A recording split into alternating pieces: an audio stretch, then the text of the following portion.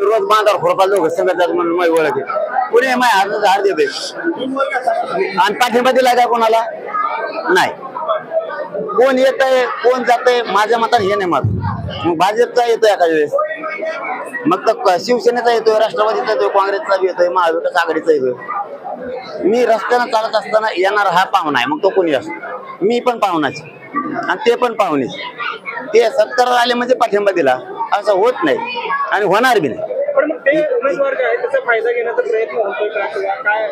अरे दादा पहिल्यासारखं मराठीत नाही राहिले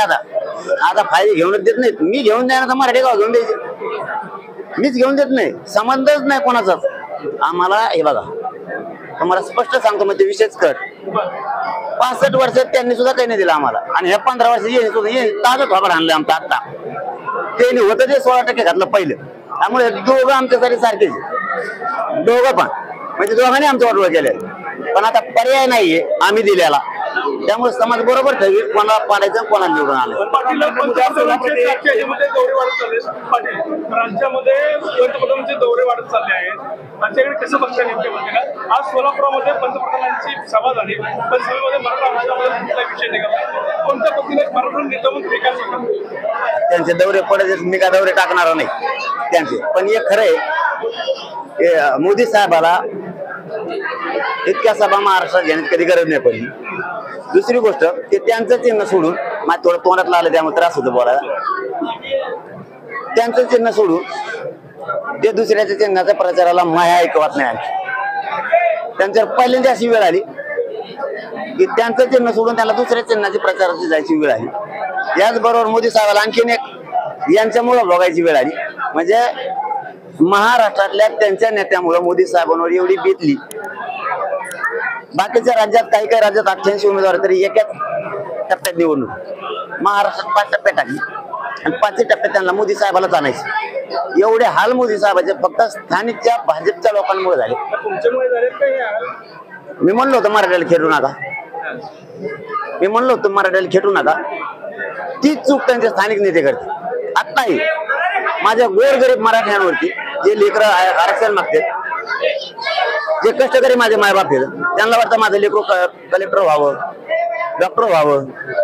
IAS IPS दर्जाचा अधिकारी व्हावं ते मायबाप माझं आरक्षण मागतो त्या गोरगरीब लोकांवरती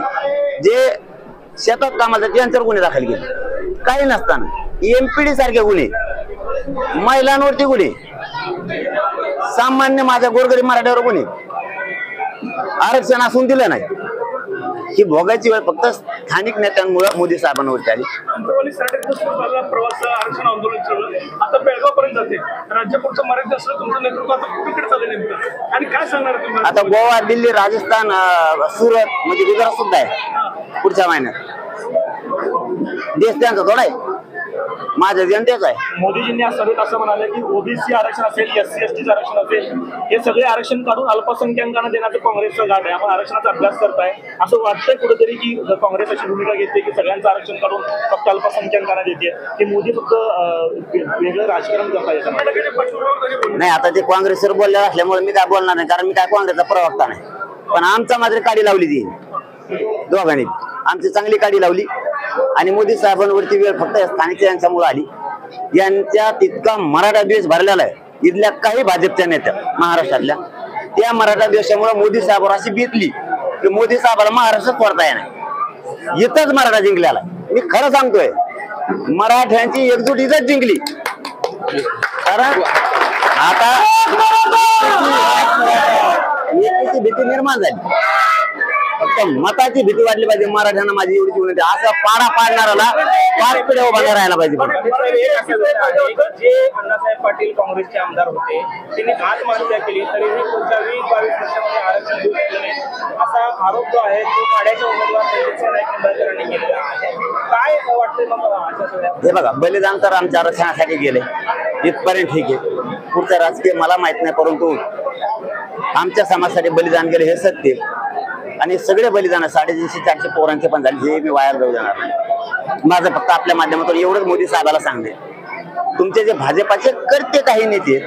त्यांना थोडी समज दिली तर बरं होईल नाही दिली तर तो फजिती तर होणारच आहे दिली तर बरं होईल द्वेष खूप भरला त्यांचा ठासून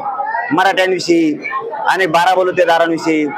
धनगर बांधवांच्या आरक्षणाविषयी बी मागच्या वेळेस गाणे वाजत होते बघ कोणत्या तरी जिल्ह्यात ते काय गाणं होतं काहीतरी वादा भूल गए असं काहीतरी गाणं लावलं होतं बघा ते त्यांनाही सांगितलं होतं वादा केलता किंवा धनगराला आरक्षण देतो मराठीला देतो आम्हाला दोघा ते कसा यांनी कार्यक्रम केला मोदी साहेबांनी सांगावं द्वेष जरा सोडा म्हणा यांना म्हणजे त्यांची फजिती होणार नाही जर असं सुरू राहिलं विधानसभेला मी मैदानात सपडासापच करणार सोडतच नाही यांना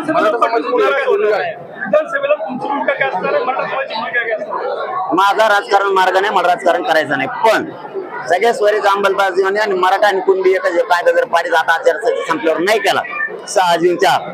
288 ला आम्ही येत आणि मैदानात मी स्वतः असणार राजकारणात नाही पण मी देणार समाज बनवणार आहे त्यात मुस्लिम समाज आहे मराठा समाज आहे दलित समाज आहे 12 बलुतेदार आहेत लिंगायत समाज आहे त्याच्यामध्ये धनगर समाज आहे आम्ही एवढे बी एकालो यांचा उलटा सुलटा कार्यक्रम लावला म्हणून आता त्यांचीच भजी चालली मी काय करू बघू माझा समाज मराठा समाज सोलापूर नाही पूर्ण महाराष्ट्रातल्या मराठा समाजासाठी सांगितलेलं की ही निवडणूक मी याच्यात नाहीये ही समाजाच्या खांद्यावरती आहे तुमच्या लेकरा डोळ्यासमोर ठेवा आणि आरक्षण डोळ्यासमोर ठेवा जो सगळ्या सोयरीचा अंमलबजावणी बाजून मराठा आणि कुणबी याच बाजून असेल त्याला सहकार्य करा पण उभा राहण्यापेक्षा पाडण्यात खूप मोठा विजय यावेळेस असं पाडा त्याच्या 5 पिढ्या तरी पुढच्या कधीच उभा नाही राहिल्या पाहिजे त्या ताकदीनं पाडा मराठ्यांच्या मताची भीती पाहिजे याच्यात नाहीच दिलं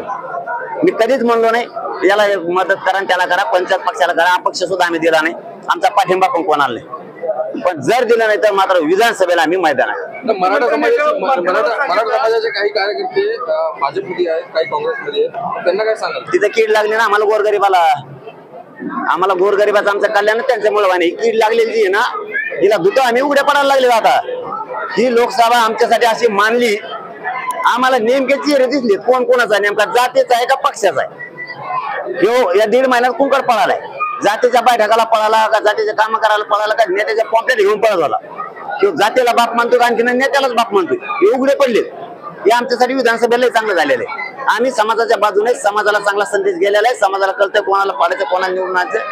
माझ्या गोरगरिबाला न्याय दिसून मी हटत नाही पण इथल्या भाजपाच्या काही नेत्यांनी मराठ्यांचा द्वेष केला म्हणून मोदी साहेबांवरती वेळ आली मोदी साहेबांनी यांच्यावर बारीक लक्ष देऊन मराठ्याचा द्वेष सोडून द्या म्हणा नाही तर पुढच्या काळात पुरा सुपडा साफ करून आम्ही स्वतः मैदानात राहणार भूमिका काय मनोज जरांगे यांची नाही मी नाहीच आहे ना मी नाहीच आहे माझी स्पष्ट भूमिका आहे मी जे भाषणात बोलतो ते जीवनात बोलतो मी अंधारातून काड्या नाही करत याला मतदान करा त्याला का कोणालाही करा ज्याला पाडायचं त्याला तुम्हाला पाडा पण लेकर डोळ्यासमोर ठेवा ना आरक्षण डोळ्यासमोर ठेवा मताची ताकद दाखवा पाडण्यात खूप मोठा विजय धन्यवाद